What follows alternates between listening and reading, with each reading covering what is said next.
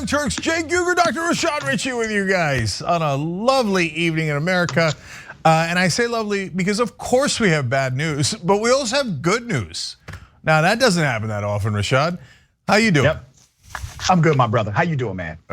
Rock and roll. I'm right here and they can't shake me. That's right. All right, Rashad, take it away. All right, top story of the day. Federal hate crimes conviction. The murderers of Ahmaud Arbery facing justice. Now, there's still more justice to go. I had an exclusive interview this morning with the father of Ahmaud Arbery, Marcus Arbery, as he was literally standing outside of the courtroom waiting for the jury to deliver the verdict for these hate crimes. Here's some of that interview. Now this is the federal hate crimes prosecution of it. We're waiting on the verdict. What are your thoughts so far?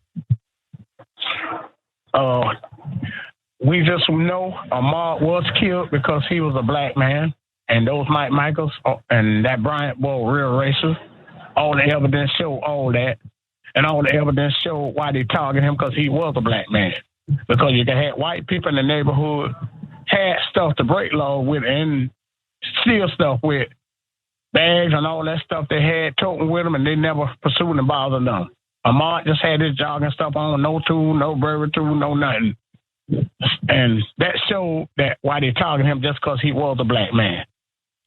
You know, one thing that comes out during a federal hate crimes prosecution is the context of their hate for a particular race. So in this trial, evidence has been exposed. A lot of evidence was exposed. Evidence of their racism. That's one of the things about a federal hate crimes prosecution, is that you can bring in evidence that the state was unable to do so based on their theory of the prosecution and theory of the motive. Now, what we have found out is that the McMichaels not only were racist against Mr. Ahmaud Arbery, they were racist against basically every black person they ever encountered, from people they called associates to co-workers, colleagues, etc. Their racism was extreme, and their racism led to the criminal attack and murder against Ahmaud Arbery. Now, the father, Marcus Arbery, also highlighted the reality of more who should be prosecuted in that interview. Here it is. The police boy, they kept the Mike Michaels, them trash brushed under the rug for many years. You know, Jackie Johnson tied up in all that stuff too, that That's racist right. stuff too. And yep, she's been indicted. Yes, we got to clean it all up, and you know, you got to sit back and look at that video. That county police, that daddy, he was just so corrupt and racist. He had the county police under his well. He tried to throw them off so they wouldn't do their investigation thoroughly. That's why the feds had to come in, the GBI had to come in and take over this case. Marcus Arbery, the father of Ahmaud Arbery, laid it out plain. In plain language, the reality of the McMichaels and Bryant is this: they coexisted in a systemic structure that not only permitted but protected their criminality. And he alluded to the fact that they have been protecting these particular men and men like them for years. He cited the name D.A. Jackie Robinson. And I want to bring your attention, Jackie Johnson, excuse me. I want to bring your attention to Jackie Johnson in just a moment, because there's another relay that has to happen here for ultimate justice to be had. Let's put up the picture of the killers again, these murderers, and our brother Ahmaud Arbery, who was slain by those men because of those men's hate. The mother had to speak outside of the courthouse after the verdict. Now, she had to remind the government of how they mishandled this from day one. Now, the government was supposed to be on their side, right? The prosecution was prosecuting the killers of their son. They're supposed to be working together to seek justice for Ahmaud Arbery. She reminded some folks of a few things. Let's put up her picture. She's a pillar of strength, a remarkable woman. That family has had to go to every single hearing, every single motion, and they've been doing it since the beginning. Speaking outside of the courthouse after the verdict was announced, Wanda Cooper Jones, mother of Ahmaud Arbery, called out the US Department of Justice for originally agreeing to accept a plea deal from her son's killers in federal court. Remember that? So now watch the systemic situation from the beginning of this. 1, she was failed by the DA. 2, failed by the county. 3, she was then failed by the prosecutors who said they would help. It gets deeper. She said, and I quote, "I now want to address the members of the DOJ. I'm very thankful that you guys brought these charges of hate crime, but back in January 31, you guys accepted a plea deal with these 3 murderers who took my son's life." She continued, "Marcus, the father of Ahmaud Arbery, and 2 of Ahmaud's aunts stood before the courts and begged the judge not to take the plea deal. That the DOJ went before the judge and asked them to take the plea deal with these guys." Cooper Jones said that she spoke to DOJ prosecutors and begged them to not take the plea deal in the case. She said, and I quote, "They ignored my cry. I begged them. Even after the family stood before the judge and asked the judge to not take this plea deal. The lead prosecutor, Tara Lyons, stood up and asked the judge to ignore the family's cry. That's not justice for Ahmaud." Now I gotta remind everyone, over 90% of federal judges accept the plea deals that are offered to them by prosecutors. If it had not been for the scrutiny of this trial, for the reality of leaders, people like yourself and others being involved in this case, and the family being dogmatic about justice, full justice for Ahmaud Arbery, this federal judge would have likely taken that plea deal. It shouldn't be this hard for black folks to get simple justice in the United States of America. Now let me tell you another criminal that needs to be locked up for life, the DA. Let's put a picture up, that's a mug shot. Now, her name is Jackie Johnson, former district attorney of the Glenn County District Circuit. The Crips and Bloods ain't got nothing on her. That's the real gangster.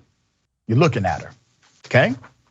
Ex-Glenn County DA, Jackie Johnson turned herself in. This was at the Glenn County Sheriff's Office.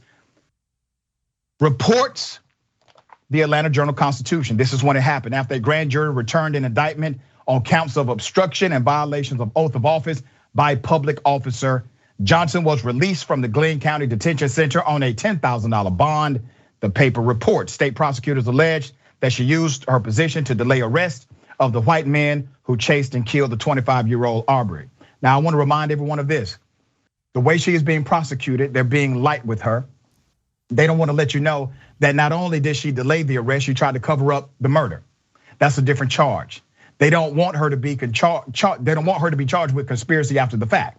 They don't want her to be charged with aiding and abetting. They don't want you to even think about those charges. They want you to think this woman only violated her oath of office to the degree of just delaying the arrest. This was not a delayed arrest. This was literally an attempt to cover up a murder. And when we did some digging, we found that she did it before in another case involving a woman who was killed by the local police, and she covered up for them as well. And the jury, the grand jury who decided not to indict the cops who killed this woman under her jurisdiction, said the DA lied to them about the evidence.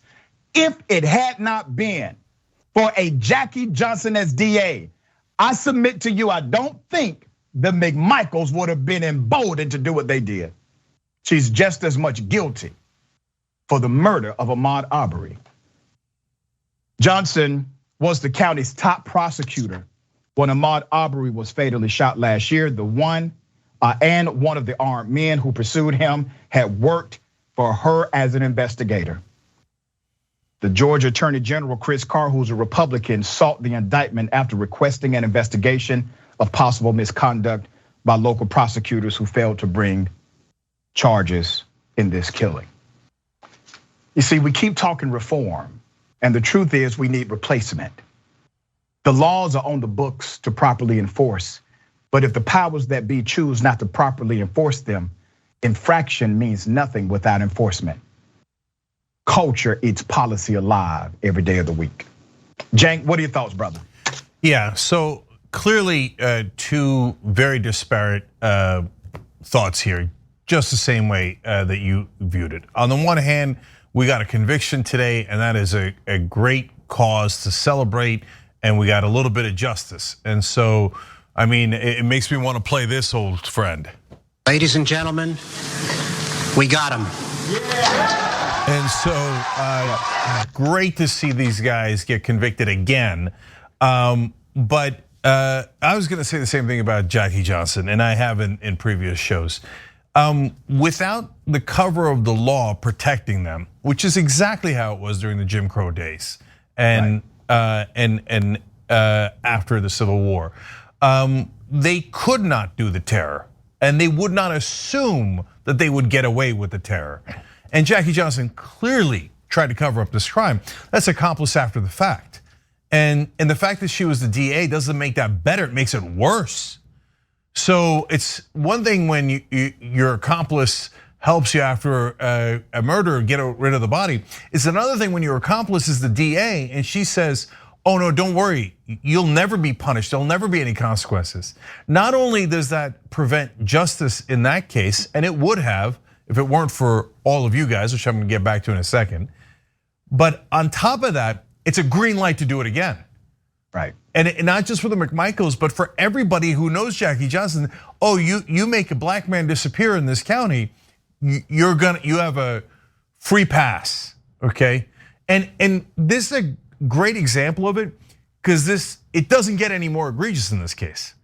So they chase him down, as you all know, right? And he's jogging in the neighborhood, and then they shoot him down for no reason in the middle of the day, because there's a black man in their neighborhood and they won't have it, and so they murder him. It's an old school lynching.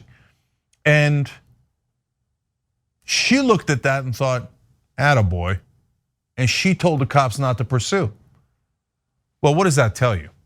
That's not an honest mistake. Nobody makes an honest mistake like that. That's right. Right, this is not a close case. Oh, well, you know what, I knew these cops and they shot a little early and the guy had a gun, we probably shouldn't have shot. No, nothing like that, nothing to justify it other than, oh, you killed a black man, congratulations, I'll help you cover it up. So she should see significant time in jail.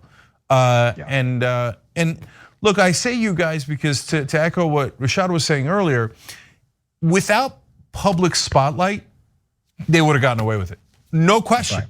Jackie Johnson would have covered it up, and it never would have risen back up. She had it buried. It was over. But now, because we were able to put public pressure on, because one of the idiots taped a part of it and it leaked, and whoever leaked it, by the way, is a hero. And because all of us were outraged, both the shows and the audience, and said, no, not on our watch. These are not the old days. We're not gonna let you get away with it. And what did the right wing do the whole time?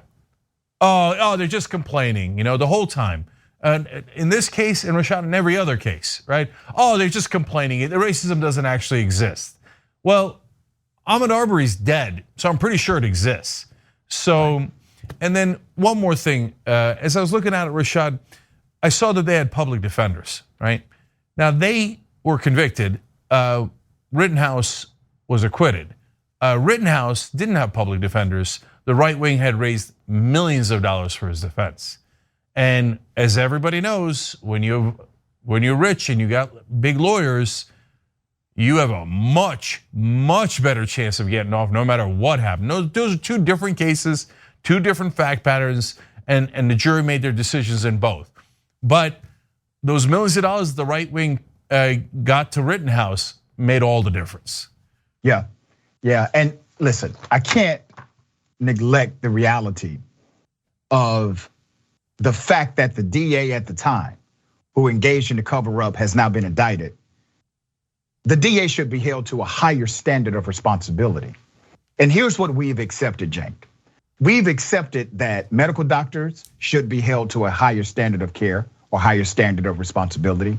We've accepted that psychiatrists should be held to a higher standard of responsibility, school teachers, professors, and others. But somewhere, we started to believe that law enforcement should be held to a lower standard of responsibility. There has to be a point, brother, where we start making examples out of those who violate the public trust and shock the conscience of America. And until we start doing that, you will continue to see the inequity of our justice system played out when it comes to prosecutions like this. This one we caught in time publicly, but there are prosecutions like this that should be happening all across America. And don't believe for a minute that this was the DA's first time covering up anything. And those would never come to the light, unfortunately. All right, next story. Joe Biden, this is quite fascinating. The advisors are telling him, hey, Joe, you gotta choose your political opponent. It can't be Trump. So we gotta find somebody, we gotta manufacture somebody for you to fight against in order to win the midterm elections. It's fascinating to me that they continue to miss the ball over and over again, all right? So the consultants are now saying that they're worried about the Democrats' fate in the 2022 midterm. They should have been worried about that last year. All right, I'm glad you're getting around to it. I'm worried for you. You should be worried. Their proposed solution is to elevate a member of the GOP other than Donald Trump to be Biden's main opponent. All right, let's get Corn Pop or whoever that was. Okay, so they're saying the voters are more likely to side with the president's party if he's compared to an alternative. That's a damn shame. This brings us to an article written by Axios. So let's get into it.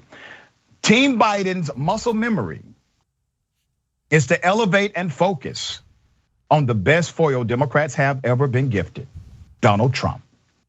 But as Terry McAuliffe's loss in the Virginia governor's race showed last fall, running against an out-of-office Trump won't cut it with voters.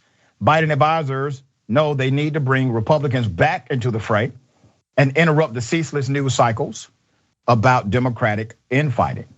They want to avoid inside baseball stories about the president as a legislative tactician dealing with moderate senators. Advisors are taking Biden's cozy relationship with Republicans into account.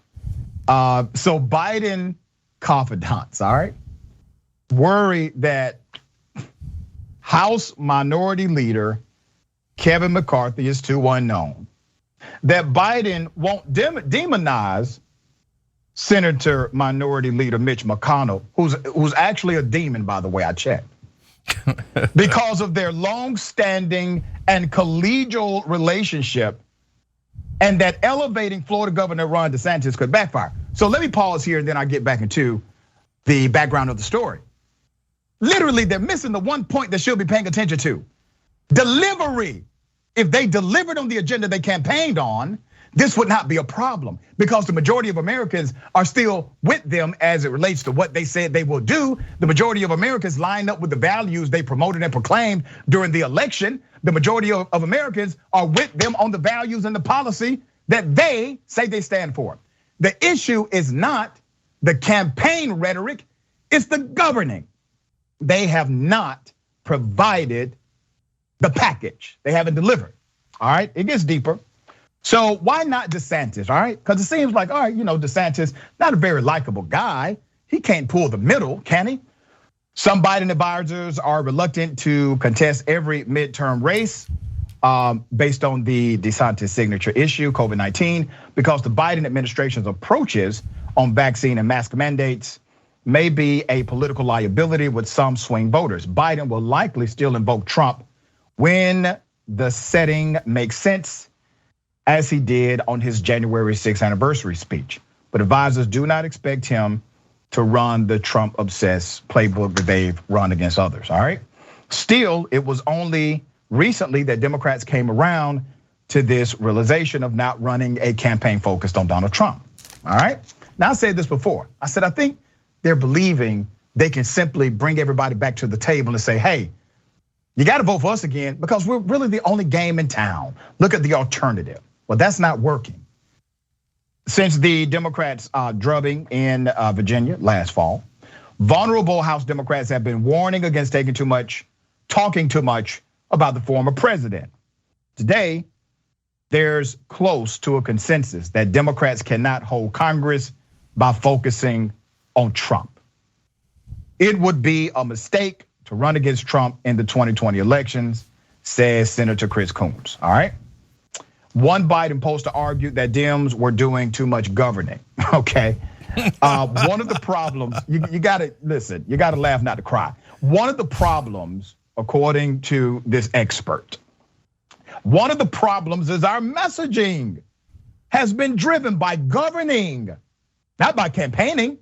And we need to move into campaign mode. If you're trying to negotiate on the Hill, it's hard to draw contrast. If you're trying to win November 2022 elections, you must draw contrast. Now I'm gonna speak now as a professional political consultant and strategist. For years, I was the political director and chief strategist for the Georgia Democratic Party. I won a record number of political campaigns, was cited as best political strategist of the year 2 years in a row. You know how I got there? By recruiting people that gave a damn about the policies rather than trying to create optical illusions around them in order to manipulate voters to participate. It was governing and campaigning. It was connecting the practical to the policy. It was letting people know these individuals will fight their ass off for you, and if they can't deliver it, they will fight tooth and nail to get it to you. And if they don't deliver it, respect the fact they put every move on the table. That strategy worked. It was governing and campaigning. The greatest campaigning message you will ever have is your success in governing. And that's what they have failed to connect here. There's more. Instead of focusing on one polarizing figure, she argues Dems should be more broad about who they go after. She advocates drawing a broader contrast with the MAGA faction, including Republicans who supported the violent insurrection and now want to pardon January 6 rioters. That's a much better foil than just talking about picking one obscure congressional leader that nobody will know anyway, or a future presidential nominee that nobody will know anyway. I gotta tell you all, they are probably, the Democrats are going to mess this up so bad, they will likely pick the next Republican president. You just gotta understand, this is how awful it is right now, all right? Okay, bottom line, Biden may not find a truly effective GOP foil until after the midterm elections. A GOP-controlled House would allow Biden to pick daily fights and present his policies as an alternative. He won't do it.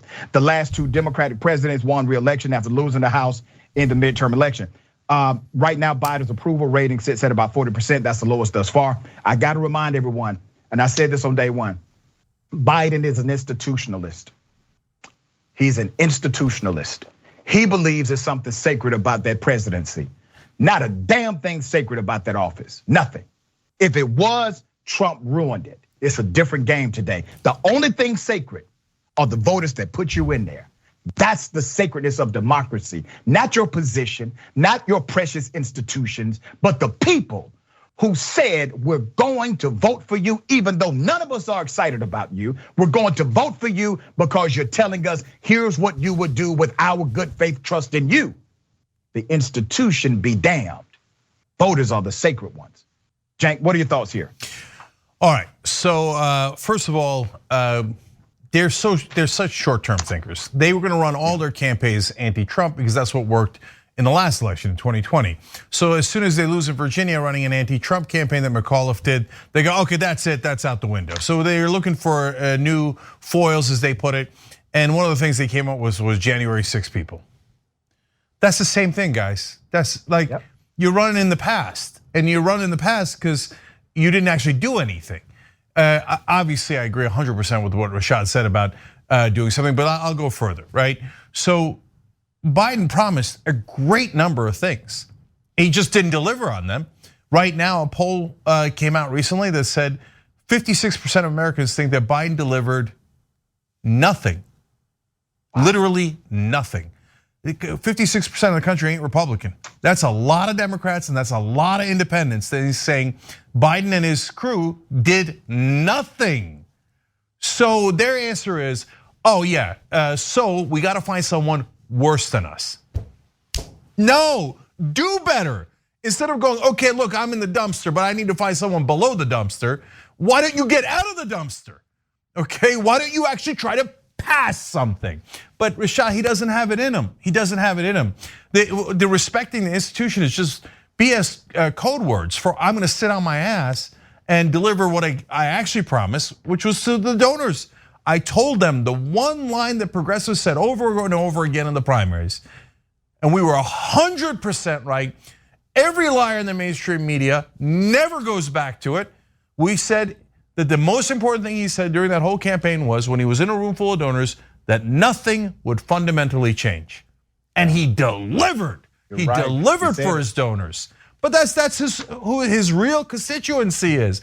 All the institution talk, the filibuster talk, the parliamentarian talk is just nonsense marketing for doing exactly what his donors wanted. They love the status quo. That's what made them billions of dollars. And then they give millions to Biden and Pelosi and Schumer so they can continue the status quo. So they're never going to get to the real answer, because their whole party for the last 40 years has been set up on the idea of deliver for the donors and then trick your voters into voting for you. Well, time's up. Time's up. We're not getting tricked anymore, and it's driving them crazy. But guys, look, think about that one line in there that to me was so critical. They're trying to find a person to vilify because Trump didn't work in Virginia, and Biden doesn't want to attack Mitch McConnell. But wait a minute, Mitch McConnell is the leader of the Republicans. He's also the worst corporate goon in politics in our lifetimes. He's arguably worse than Trump. He's taken over $1 billion in donor money. He's the guy who was critical in Citizens United and McCutcheon in making politics dirty and corrupt. He's patient zero. And Biden thinks, I like him more than my own voters.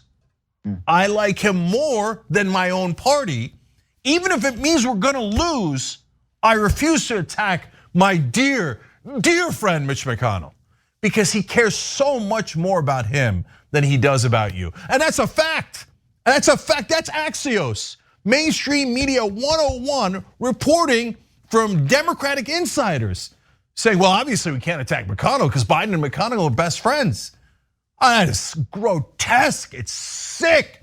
And the fact that people in Washington, Democrats in Washington, don't realize that that's sick, that not only do overwhelming majority of Democratic voters hate that idea, it's nearly vomitous. And for a second there, Rashad, I thought they were gonna get a little bit better because they at least were coming up with a plan, right? Before, their plan was, we're gonna lose and we're gonna blame progressives. That's why you saw article after article, we covered it on TYT Network for the last couple of weeks, where they were saying, when we lose, it was progressives' fault. They did something wrong in the San Francisco school board, this, that, and the other thing. Now, at least they're trying to win. They're like, okay, I don't know, let's find somebody under the dumpster. Maybe we blame him for all the problems, even though we're in charge of everything, right? But then you get to the end of the article and they're like, no, the actual plan is to go back to losing. We're gonna lose the House, and then once we lose the House, a bad guy will emerge out of the Republicans, then we'll blame everything on him. Okay, but when do you pass something? When do you pass something? If the Republicans have the House, it's already too late. That means Biden, Rashad, that means Biden is currently planning to pass absolutely nothing for the next 3 years, and including voting rights. Including the bare minimum of voting rights. Yeah. All right, we got more on the other side. Going to a break.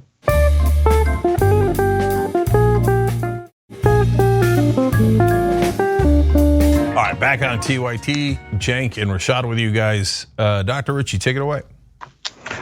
All right, city of Atlanta, supposedly a progressive city, arrested a trans woman for having cocaine when they knew she did not, called her a homophobic slur, and then decided to keep her in jail for 6 months until another lab tested the fake cocaine. There was never cocaine.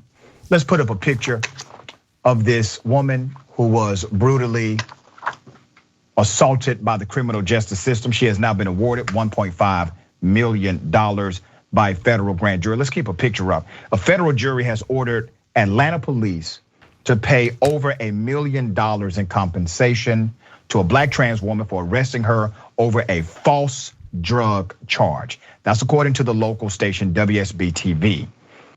A federal jury awarded the black transgender woman from Atlanta $1.5 million after she spent 6 months in jail for being arrested on fake cocaine charges. All right, so first of all, the money is not enough, okay? There's a backstory here that's extreme. This actually started October 2015. The young lady's name is Juzima Goldring. Juzima was walking with friends when 2 City of Atlanta police officers stopped and questioned the entire group. The officers accused Goldring of the extreme crime of jaywalking, a crime that she says never happened.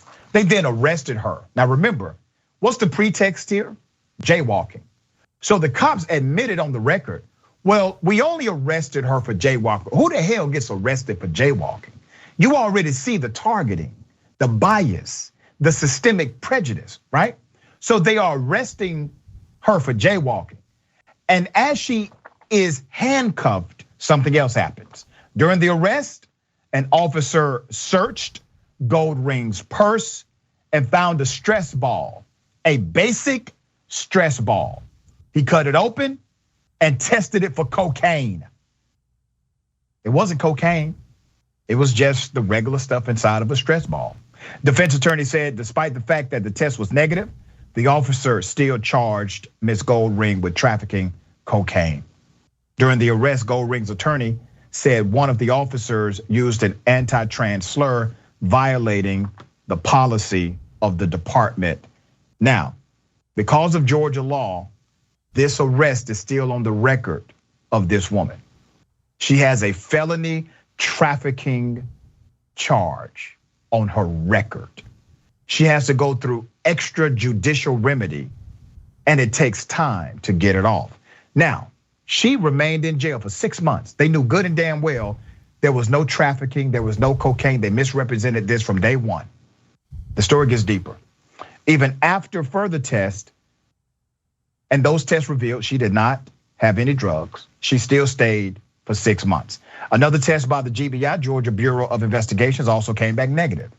Goldring was released eventually, but she served 6 months in jail. They did dismiss the charges. Former Channel 2 anchor Craig Lucy spoke to Goldring after her release. She told him she was detained in a male jail where she was assaulted.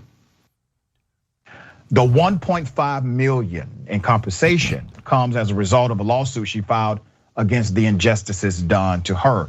Goldring's attorney filed a federal civil rights lawsuit against the city in 2019. Remember, this happened in 2015.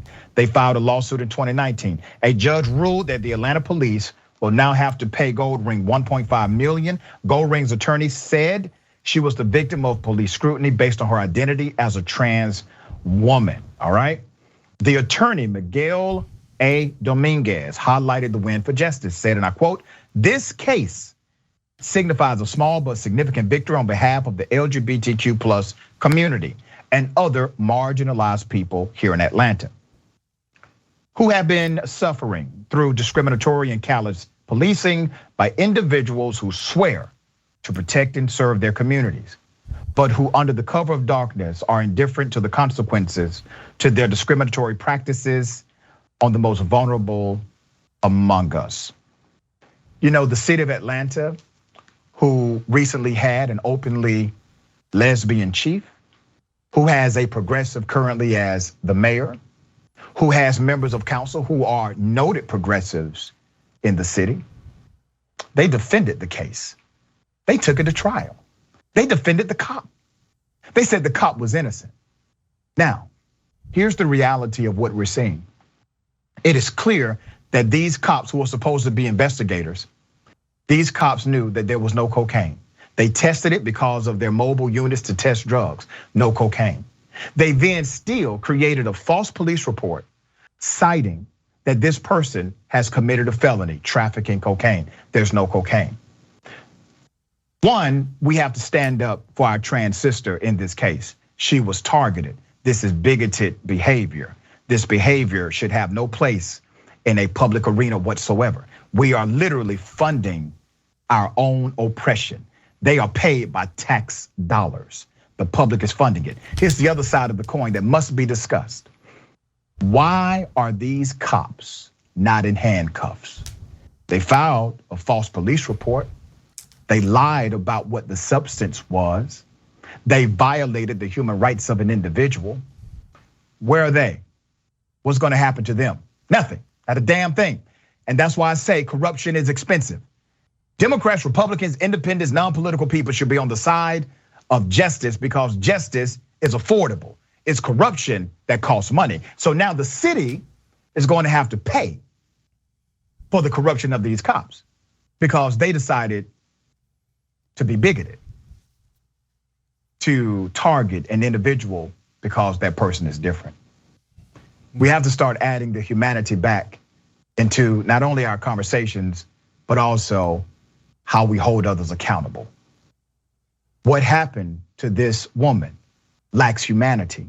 6 months incarcerated for something you never did. Life turned upside down. You have a felony charge on your record, and the charge of all things is for trafficking cocaine, and you never touched this stuff. Yeah. So, Rashad, first of all, I'm gonna get into all the injustices you did, but let's also remember, hey, she got $1.5 million. So we got a tiny bit of justice today. We got a tiny bit of justice, okay? So not enough money, Cenk, not enough. No, of course not, and I can prove it. Yeah. So you said that the cops should be in handcuffs and get arrested. Now, of course, for most Americans that grew up on traditional media, they think that's an outrageous thing to say, Rashad. I mean, those are cops that just happen to make a mistake, but you know they didn't make a mistake. You know that the cocaine, that it did not test positive for cocaine. Twice, they knew it wasn't cocaine. It wasn't an honest mistake. It wasn't an honest mistake to pretend that she was jaywalking, right? So now what did they do? They robbed 6 months of her life. You can't get that back, right? So, and all we have is time. And so if they were not cops and they had run into any person on the street, if you're watching this right now, no matter what your political persuasion is, it doesn't matter, or your race or anything, it doesn't matter. Imagine if somebody came up to you on the street, kidnapped you, and put you in a dungeon for 6 months. Well, would you agree to that? No, of course not. Would you think that the person who did that to you should be arrested? Of course. They kidnapped me and put me in a cell and I couldn't get out. I mean, it's every kind of crime committed, right? But in our country, we think it's normal for the cops to do that. You know what has happened to the cops? Nothing. They're not fired. The police department says they're not gonna get fired. No, because they view that as normal. And to Rashad's earlier point, the whole system thought it was normal. Nobody thought, oh, it didn't test positive for cocaine. Wait, why do we even arrest her? Jaywalking, wait. You arrested somebody for jaywalking? No, everybody thought, oh, you wanted to, it's super obvious you wanted to harass her. So you made up a charge, and then the other charge we know isn't true. Let's keep on going. Let's keep her in jail, keep her in jail. Everyone agreed, keep her in jail, who cares? She's an identity we don't identify with, we don't empathize with, and we wanna hurt. So guys, look, the main thing that I ask our audience and everybody else is just try a little empathy, right? So put yourself in their shoes for just 1 second. So for the right wing who say, oh, there's no racism, there's no sexism, there's no there's no homophobia, etc. Well, does this look like equal treatment? Does it look like it was justice? You know that if it happened to you, that you out of the blue, you didn't even do the small thing of jaywalking. Cops come up to you, they harass you. Let's say it's for your political opinions. Let's say it's for whatever. I know you can't imagine if it's based on your race, if you're white, right? Or if you're straight, etc. You can't imagine that it could happen to you. But I'm asking you to imagine because it happens to your fellow Americans. So you gotta make a decision. Do you care or don't you care? If you say, hey, that's a human being like me, and I want her to be treated just like me, I want her to be treated with equality and with justice, then you're an American. And we love you for it, and we'll all fix the system together, okay? But if you say, no, I don't care about her, I don't care that she was locked up in a dungeon for 6 months when she didn't do anything wrong. In fact, I kind of like it. She's transgender, it bothers me. I don't want her in the bathrooms, I don't want her competing in sports, and if the cops take away her freedom, I'm just lying about freedom. I want freedom for me. I want also the freedom to oppress you. but I don't actually want freedom for the rest of you guys. Okay, then that's okay, just own it. Just own it and go around telling everybody how much you hate America and you hate the idea of equality, and you hate the idea of justice. Then at least there'll be truth in labeling and we can have an honest conversation. But if you care about any of those things, you have to be rooting for her. And if you're not, you should ask yourself, why not? But thank God we got a little bit of justice today for her. I hope to God that it would prevent others from doing it. The problem is we have qualified immunity. So the cops never, ever, ever feel the consequences of it. And every police department protects every crooked cop till the cows come home. They never, ever punish them. So they're out to free to do it again. And the memo sent to all the cops. The taxpayers paid for it. Who cares? Do it again. There's no consequences. Yeah. Qualified immunity, another relic of a racist core that has continued to be applied in very similar ways in modern America. All right, we got time for another story? No, we got to take the quick break here. When we come back, we've got another story for you guys. Are we invading Canada? We will sort that out when we return.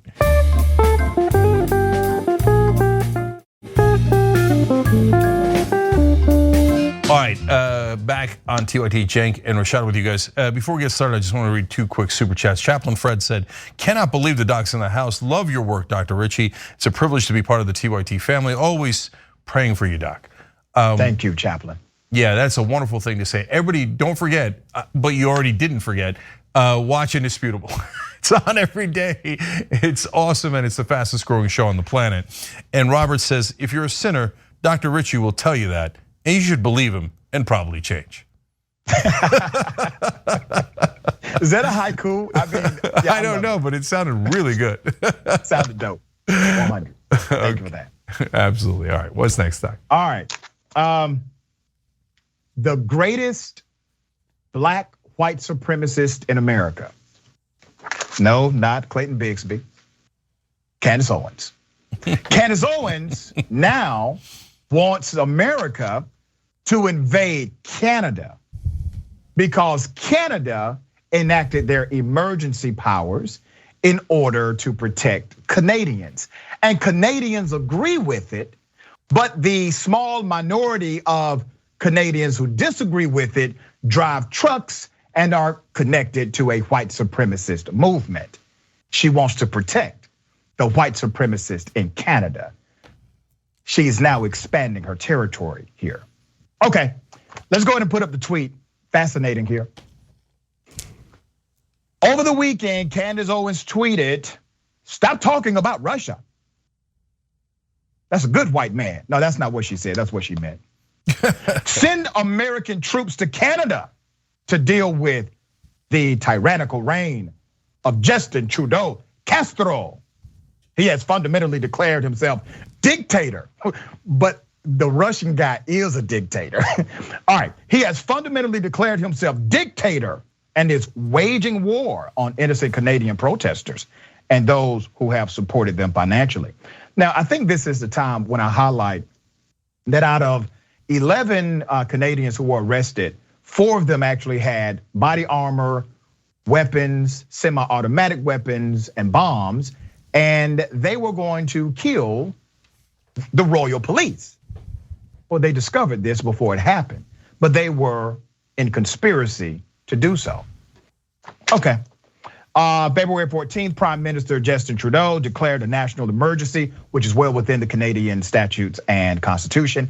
The Canadian lawmakers voted last night to extend the emergency powers, once again, statutorily acceptable.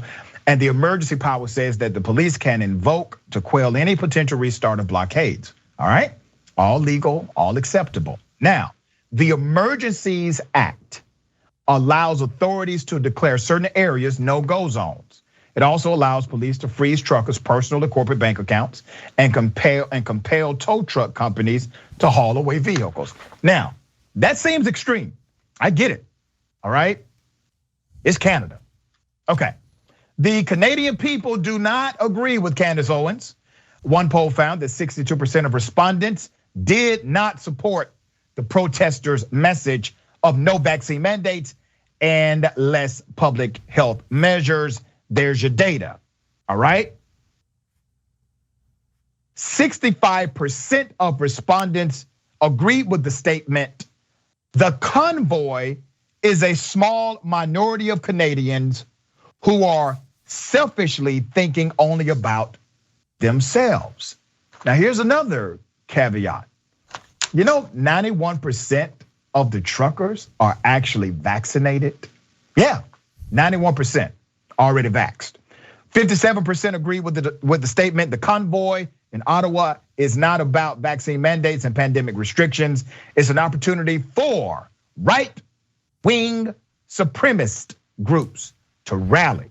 The convoy data right there. Canadians agree that this faction of white supremacist protesters does not represent them. A poll published on the 17th of this month show Canadians don't even agree with Candace on Trudeau's decision to declare an emergency. The result of a national survey released by Maru Public Opinion finds 2/3 of Canadians support Prime Minister Justin Trudeau bringing in the Emergencies Act to give the federal government extra powers to handle the protest across the country. The protesters represent a tiny minority of Canada's trucker. Since almost 90% have been vaccinated, Candace isn't the only right winger taking advantage of this. Tucker Carlson is getting in on the action. He has t-shirts. It's a play on his name, all right? There you go, look at Tucker getting in on the white supremacist action. Nice white Pro shirt Tucker, there. pro freedom. All right, the irony here is staggering. Republicans like Candace Owens, they believe that no, America should not be utilized in order to solve actual humanitarian issues. No invading, no going to another country to solve that. But America should be used to protect white supremacists in other countries. That's how we should use the US military, according to Candace Owens. Cenk, thoughts on this? Yeah, so there's disagreement among conservatives on whether she represents the movement or not. Some old school conservatives saying, oh, just ignore her, she's just trying to get attention, nobody else thinks that. And others like Joe Walsh, who's a former congressman, saying, no, that's not true. I think she probably represents a great majority of Republican voters. And now Joe Walsh doesn't agree with her, but he's saying, let's keep it real. I think that's what the case is. I think Joe Walsh is right. I think that she does represent the majority of Republicans, and that's because she's a good grifter. She's a professional grifter, and a professional grifter isn't going to give you something you don't want, right? So why did she rise to fame in the first place? Because what the right wing wanted was a black face telling them that blacks are inferior and whites are superior. So Candace gave them that, and they gave her millions of dollars. So now she's saying, oh yeah, let's spread white supremacy to Canada. They love it. That's why she's getting paid more. She knows what she's doing. And so then, you talk about the hypocrisy of the right wing. My whole life they've been talking about law and order. Oh, we gotta have law and order, right? Right. And then we have law and order here, and they're like, oh, goddamn law and order, I can't stand it. I mean, it's amazing, right? It's amazing. Damn I mean, shame. they discussed in the White House for 3 hours after Trump lost the election, many weeks after he lost. And now he's getting desperate. And Mike Flynn, his former national security advisor, came in and pitched the idea of martial law, that the military should seize the ballot boxes and should do a redo of the election while we have military rule in America. So now Candace Owens and the right wing are pretending, oh my God, the government's seizing power? It's unbelievable. We hate it, can't believe it, can't stand it. Meanwhile, just a short while ago, they were thinking of doing martial law in America. So they look, there's no bounds to their hypocrisy. And they know it, and they laugh about it. They don't. They know their audience doesn't care about facts, logic, hypocrisy, irony. They don't care about any of it. They just think, me want power. Me want power. Okay, it doesn't matter who wants it. So now the whole point of protest, and I'm pro-protest. I don't even mind people taking over the highways. I've seen left-wing protesters do that. I've seen civil rights protesters do that. And nothing wrong with that. But the point of the protest is to bring attention to your issue. Well, here, my God, they got the attention of Canada and America and many other countries. Mission accomplished. So then you ask the Canadian people, And their answer was, as Rashad read you the polls, basically their answer was, Trudeau, aren't you gonna get these guys off the streets already? Right. Right? They weren't like, oh, we're so sympathetic. Oh, I can't believe the government's making them take a vaccine. Oh, don't do that. We should change the laws. No, the Canadians in unison shouted, get them off the goddamn streets. Where we don't agree with you. You don't represent us. You're a political minority. And if you're a racial minority, your rights need to be protected. If you're a political minority, that means you lost the debate. And right. Right? And by the way, progressives, unfortunately, have been political minorities before. That's not a thing. You can't complain about that. You have to just go and win the next election, right?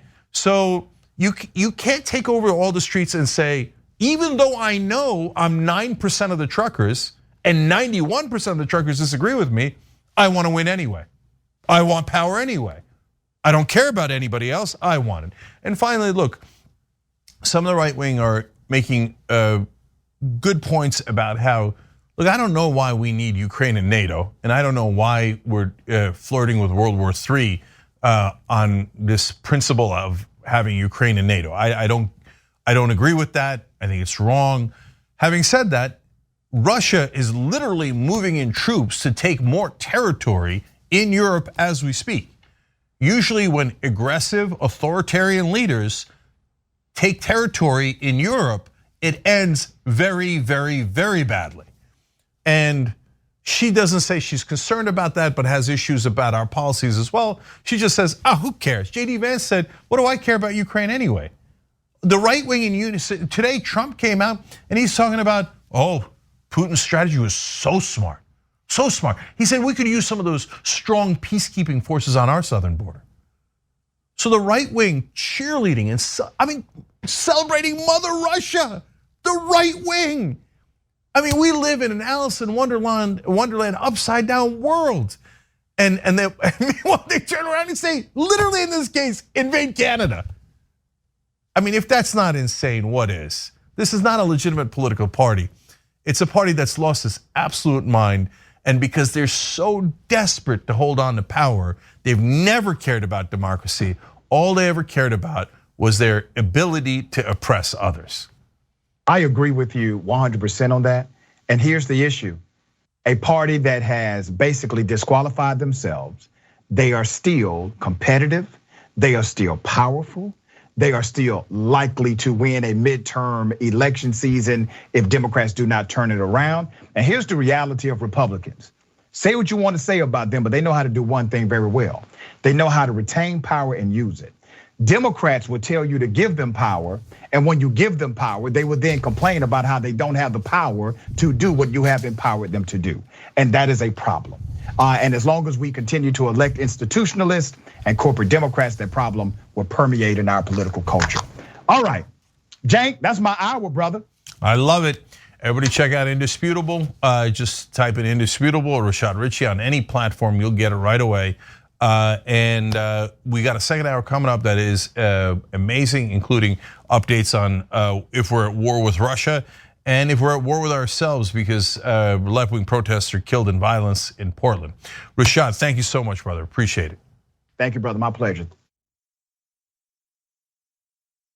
Thanks for listening to the full episode of The Young Turks. Support our work, listen ad-free, access members-only bonus content, and more by subscribing to Apple Podcasts at apple.co/TYT. I'm your host, Cenk Uygur, and I'll see you soon.